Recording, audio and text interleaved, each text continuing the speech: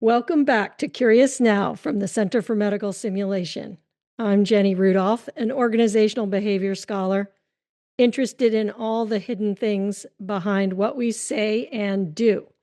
And today I'm going to be joined by my colleague, Mary Fay, who is the Associate Director of our Applied Learning for Performance and Safety Division of the Center for Medical Simulation.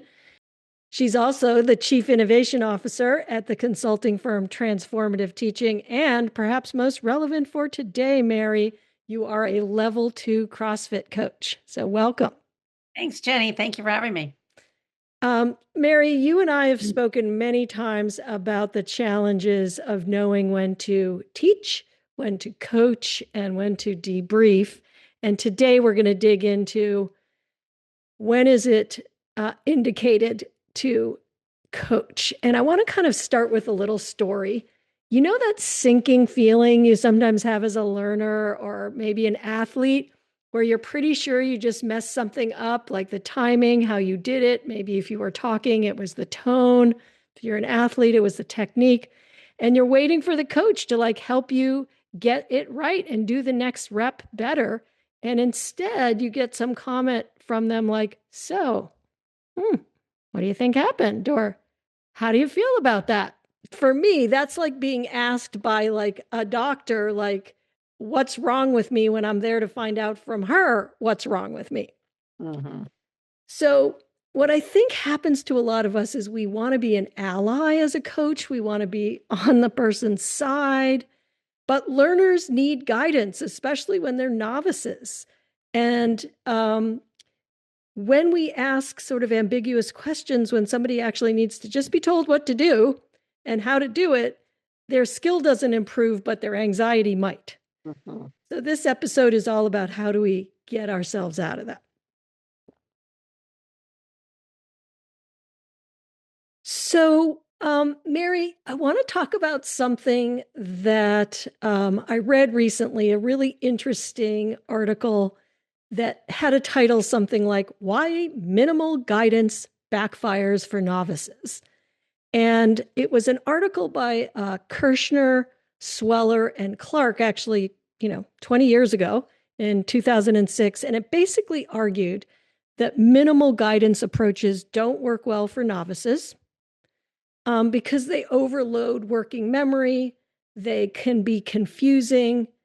And I've often heard you say in courses, Mary, novices don't need options, they need direction. Mm-hmm. So I wonder if you could just talk to me a little bit about how you think about that. Mm-hmm. Yeah, sure. Happy to, Jenny. Yeah, I think that, I think years ago in the educational literature, the idea of being learner-centered came up. And I think, the sage on the stage versus the guide on the side. And so I think many of us probably unintendedly got the message that us talking all the time is teacher-centered and that's bad. And so I think that's how a lot of us moved over to this, asking those sort of pseudo-Socratic questions because we think we're being learner-centered when we do that. We're not, we're not being the dictators. But, in my experience, and, you mentioned Sweller, so of course I always think of cognitive load. And in my experience, I think sometimes being teacher-centered is learner-centered because they can't possibly know what they've done wrong when they're learning a new skill. They hardly even know the skill. They certainly can't diagnose what their difficulties are. And so I think in those situations, pulling it back to me, the teacher, to just provide direction is actually a way to support learners that allows them to take the next step as we increase the complexity of what we're asking them to do. We're building, it's a way of scaffolding. It's a way of managing their cognitive load, helping them to manage their own cognitive load. And I think that's how I came to that belief that novices don't need choices. They need direction. Just tell me what to do. Mm-hmm. So Mary, in this work about what do novices and intermediates need versus what do experts need, one of the really big things that people talk about regarding cognitive load is that the coach who's helping someone get better is also holding the map of we're going from A to B. These are the steps or these are the skills. And we are taking on a lot of the load of monitoring their progress against that standard. If you're trying to teach me to do a clean and jerk in CrossFit, and I don't really know how to do it yet, you've got the mental model in mind. You're holding all that. And so I think what we're going to be talking about today is that while minimal guidance can look respectful, for novices, it can kind of feel like you're on your own. And that's not what they need. And they're unlikely to be successful in those kinds of, and I'm always thinking about as I'm doing this, one of the things I want to do is make sure that my learners are always motivated to keep learning. And you gave the example of a clean and jerk, which is a super complicated thing to do. And if we just said to people in CrossFit, just go do this, see what that person over there is doing, just go and do it, they simply won't be able to. And the chances that they're going to want to come back and try it again decrease. And so Yeah. I think that motivation for continued learning is always like a driving idea in my mind as I'm coaching people too. Yeah. I want to talk for a moment about the relational aspects of coaching, Mary. And I've always been very touched, kind of in my heart, by Vygotsky's idea of the zone of proximal development. Now, another voice in my head is saying, your heart was touched by the zone of proximal development. You are a true nerd, Jenny Rudolph. Okay, I'll move on from that. But what I love about the zone of proximal development is it's that space where I see what you can do by yourself and I see the possibilities, and I'm going to stand shoulder to shoulder with you and I'm going to help you get there. And what Vygotsky found was that people can do stuff with that little bit of coaching, with that little bit of help that they couldn't do by themselves. And I'm wondering if you could just say a word about how that kind of shoulder to shoulder or seeing the possibilities or helping the person get to the next step in that zone of proximal development plays out in your CrossFit coaching. Yeah. And, Jenny, I've always loved this idea of the zone of proximal development because this is another way that I always see myself in partnership with my learners is like sometimes I'm carrying the load for them. And so, let's go back to the clean and jerk again. I know where I want them to get to, but they're not going to be able to do all the big fancy throw the weights up over your head stuff until they know where to put their feet and they know how to hold their back and they know what to do with their arms. And so that's why I say, like, I'm carrying the load because sometimes in my CrossFit classes, if we're doing that kind of lift, I'll say to them, look, all I want you to work on today is this aspect of it. And the rest of it might be a holy mess, but I don't care. They can get pretty close. But if they get that one part right, then I know 10 minutes later, I can say, great, keep that. Now do this. Great. Keep those two things. Now do this. And so I'm carrying the load for them and I'm getting them there incrementally, step by step. And every one of those steps builds their confidence just a little bit more that eventually you can get to the finish line. And if we don't do that and we push them to the finish line too fast, it's always going to be a mess. And, and in CrossFit, they risk physical injury. But I think in the work we do as educators, we risk like that moral injury of like, oh my God, I'm a bad educator. I can't do this. I'm never going to be able to do this. And that's what I'm always trying to avoid. And so I think constantly being aware of what's the next developmental step this person needs to take is a huge responsibility that we have for teachers. And it's certainly different for different people. And I think when I think about coaching and the coach's mindset, that differentiates it from teaching. In teaching, we tell everybody to do the same thing at the same time in the same way, But then as their skills start to develop a little bit, we move into the coaching where now we have to deal with idiosyncrasies. And so Jenny's zone of proximal development might be different from James's zone of proximal development, which might be different from someone else's. And again, that's my job as the coach to carry the load for figuring that out and reaching the person sort of where they need to be. So a lot of what we're going to focus on today's readiness goal is to be able to be very concrete and transparent about what you are coaching on and basically tell the person what to do next to get better. So that's going to be our readiness goal. Mm-hmm. But what we're talking about here is hidden and I think incredibly important. And that is that I feel your confidence in me as the learner. I feel that relationship between you and me, and the teacher-learner relationship or the coach-learner relationship is part of what buoys me up. So it's not only that you're carrying the load, CrossFit coach Mary, of thinking about what to do next. Most CrossFit coaches and most great educators make the learner feel like you're there for them, you're on their side, you believe in them. And that's part of this as well. Oh, it's a huge part of it. And I kind of think of it as the coaching mindset. And I think a huge element of the coaching mindset is having a belief that you can get this person to the finish line. And it might not look exactly the same as everybody else's. And some of us are always going to be less graceful than others, myself included in the less graceful part. Um, but it's that belief that that person can get there. And that comes across. You don't even have to say it. It just comes across in the encouragement you give and the affirmations you give when they get things right.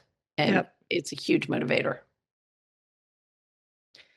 So I'd like to shift gears now, Mary, and think about the challenge of authorizing oneself to Mm, be a coach.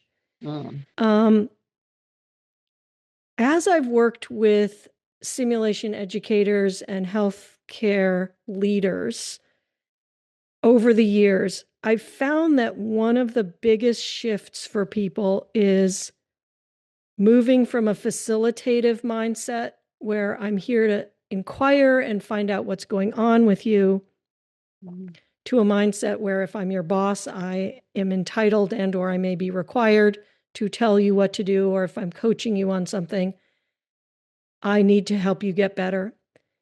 And I think especially when you're working with a peer or a near peer, it can feel excruciatingly awkward to be in that telling role. mm, And I'm thinking about my experience with you, Mary, as a colleague for so many years. I experienced you as a very collaborative, curious educator and colleague. You often explore and want to know what's going on with me, as we work together on something.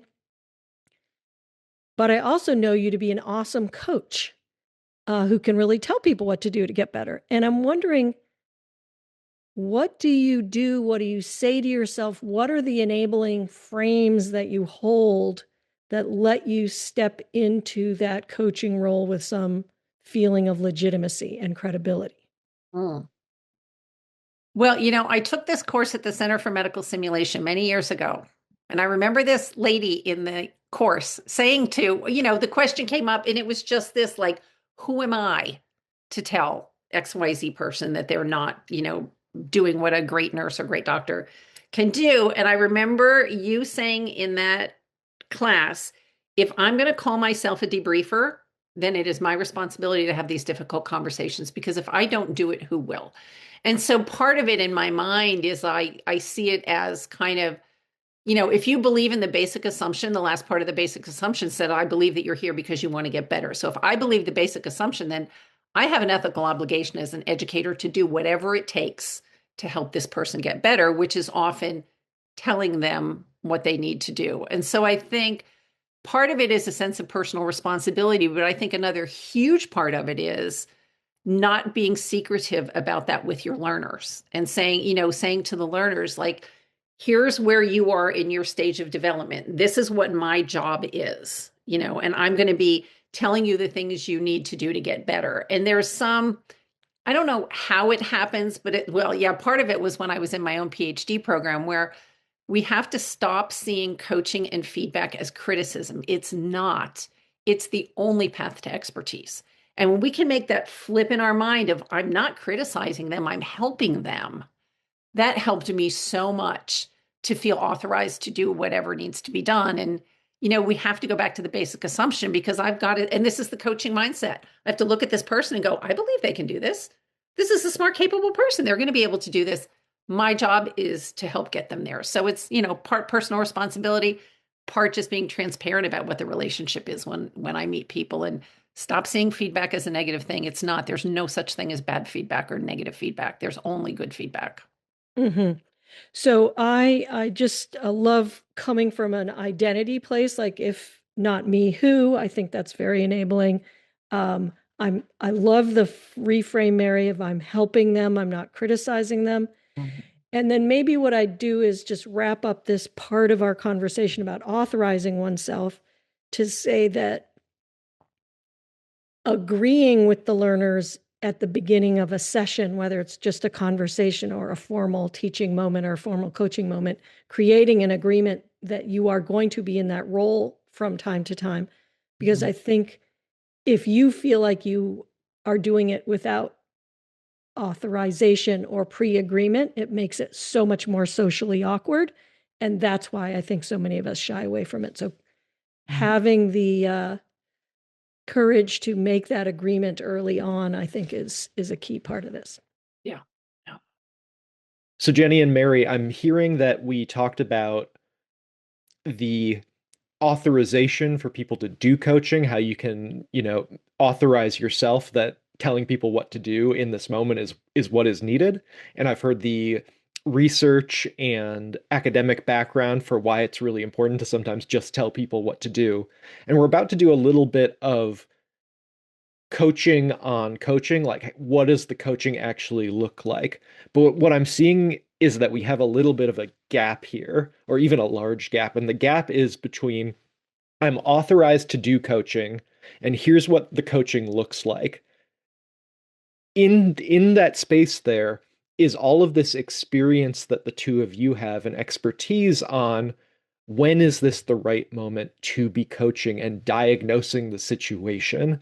And so what I'm wondering is for folks who are listening who need to know, who say, okay, like I know that I need to coach, how do they actually make the diagnosis? I need to be coaching right now. Like, what are the signs and symptoms of a learner who needs to be coached, or what are the situations you are in where it is clear that coaching is the right move? What are those?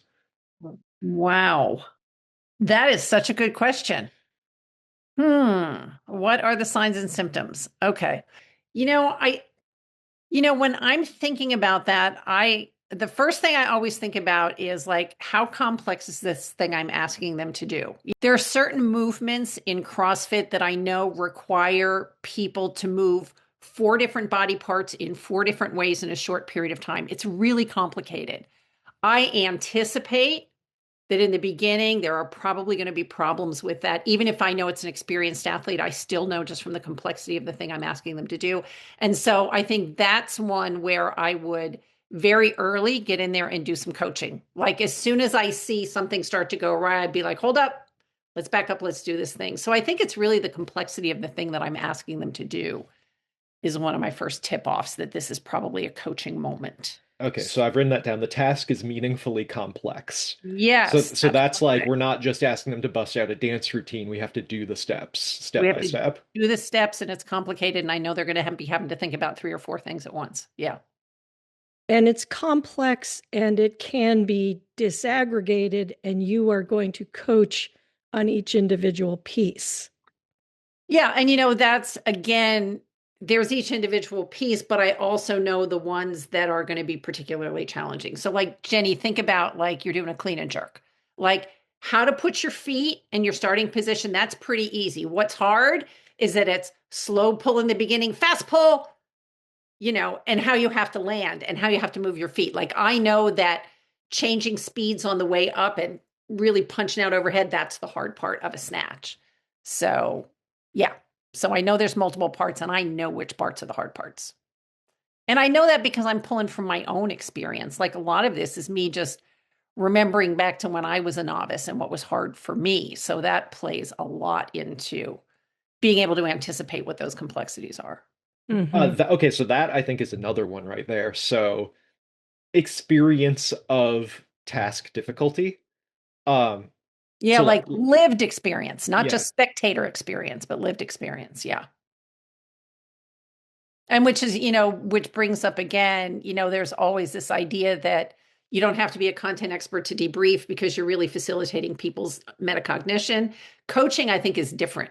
Coaching, you have to be an expert. yeah. You have to know how that movement happens. You have to know how it feels, I think, in order to coach it well. So, on that note, another thing that lets me know it's time to coach is if they don't get this piece right, they won't be able to do the next piece. Right. So I see them in my world, they need to share a concrete observation about someone else's performance, because I coach a lot on feedback conversations.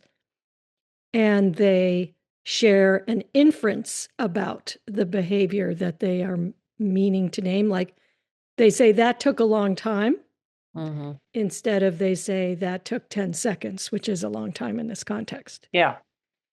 So when I know that if they say the generality, it's going to get them in trouble later in the feedback conversation, I pause them and I coach them to say specifically how long it took.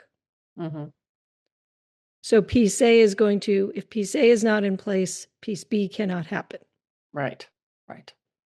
Yeah. I'm thinking about like basketball coaching if we're trying to run like a press break. And the first step of that is inbound the ball. If we are not successfully inbounding the ball, the fact that we can do the positioning and the passing and the movement and the don't do X and Y and Z for the other pieces of it don't matter, because it's a critical first step. Like it's Exactly. not something that can exist without the other with the first Right. piece. Like if we're failing to inbound the ball, we got to keep working on that till we can inbound the ball. Right. Right. Right. Now, another piece of quote unquote knowing when to coach is an inference or a conclusion I draw, which is this is something that can be corrected action-wise only. I don't need to understand their thinking. I don't need to understand their emotions. I can tell them what to do and they'll be able to do it.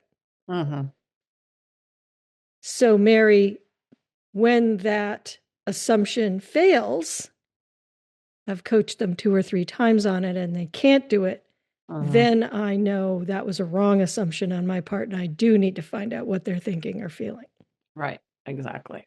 Exactly. And I always think of that rather than making it like, now it's my job to inquire. I always like to think of that moment as, okay, I'm doing like this teacher driven approach of coaching. I actually need to partner with my learner here because the teacher driven, it's not working. And so, when I'm working with nursing faculty, I say, now it's time to collaborate with your learners. The fact that they're not getting it, it probably isn't because they're dumb. It's because whatever approach you're taking is not the right approach for this particular person. Yeah. Great. So the criterion initially then is a teacher or expert-driven coaching approach will work here. That's something I'm thinking internally, James, rather than it's something external. Yeah. Okay, so I think we've come up with a number of criteria for identifying a moment to coach. And it's designated as a skills session. Everybody expects to be coached on their skills. Right. And that's like a big green flag, even in the absence of these other 4, basically. Yes. And not trivial. The thing I'm coaching is part of a complex set of skills. And if I properly coach each one of the sub skills, the entire thing will go better. It's something that I have to coach so that they can do the next skill. So if they don't get part A right, it's going to be hard for them to move on to part B. And what am I missing? You have lived experience of this being difficult. Yeah. Which does not mean that because it's not difficult for you, it won't be difficult for someone else. And I've been reading, so there's this educator named Zach Groschel, and he wrote this book that's called Just Tell Them, The Power of Explanations in Teaching. Do you know him, James, or his work at all? No, I just no. discovered this guy.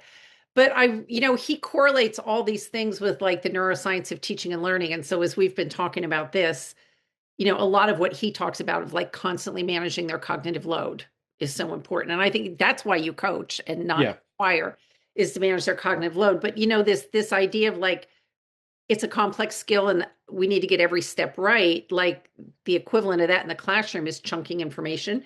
and then checking in after you've done that. You know, so all of this stuff is really aligning with all the neuroscience of teaching and learning. All right, Mary. Well, I'd love to shift gears one more time, and like I'd like to demonstrate a little bit what this coaching that we're talking about today entails. And I'd like to just refresh the fact that we have a specific approach to coaching. We've talked a number of times on this podcast about the value of being transparent. And one of the big ways we do that very concretely is to preview early in a short interaction what it is I want to talk about. So we're going to be looking for the coach to preview what they want to coach about. We've also spoken often, and the feedback literature is very clear on the value of concrete observations shared with the person you're coaching, because they may not see what you see. And so you need to share with them very concretely, I saw you put your feet like this instead of like that, if going back to our clean and jerk example. The piece that's a little socially abnormal or not as commonly done that we also advocate people do is to share the impact of what they did or did not do. So if you were coaching me on my foot position for a clean and jerk, and I had my toes turned way out, kind of in duck-footed way, and my heels extremely weighted, you might say, hey, Jenny, I noticed you have your feet turned out and all your weight is in your heels. I'm worried that when you pick up the weight, XYZ is going to happen and you're going to overbalance. Mm-hmm. So I'm teaching a tiny, tiny bit when I share that impact of the action that was observed. Mm-hmm. And then the final move we're going to be working on today is just simply to tell them what to do instead. So weight your feet like this, not like that, right, would be the kind of thing. So the algorithm, the conversation algorithm we'll be following today is preview, I saw or I heard, I think it will have this impact, and then coach. Yep. So our workout of the week is to use preview, I saw, I think that will have X impact, coach, when you have an opportunity to help someone get better at a skill. Mm-hmm. And what that might sound like is, I'd like to talk about the importance of X maneuver to achieve Y. I noticed you used the Z maneuver. I think that using the Z maneuver led to less Y than we might otherwise have needed. Try Xing next time. Any thoughts on that, Mary? No, I love it, Jenny. It's so clean and quick. And you know that the I think, or the impact statement, I think it's so important to help the other person understand why you're asking them to do this. And I think that's the part we often forget. And sometimes that can make a teacher or a coach come off as sort of being bossy for no good reason. But that is your good reason. And I think that can also be very motivating to the learners. Oh, yeah, I want to do that. Or I want to avoid hurting myself. So I think that's a really powerful part of it. Great. So we're going to wrap it up there with the idea that good coaching does not include disappearing behind questions. It's stepping forward in sometimes a way that's a little unfamiliar, but can really bring clarity so the learner doesn't have to guess what you're trying to help him or her get better at. Thank you so much, Mary Fay, for joining us today on Curious Now. Thank you for having me. And I'd like to thank our producer, James Lipshaw, who pulls together our editing and makes this podcast possible from the Center for Medical Simulation.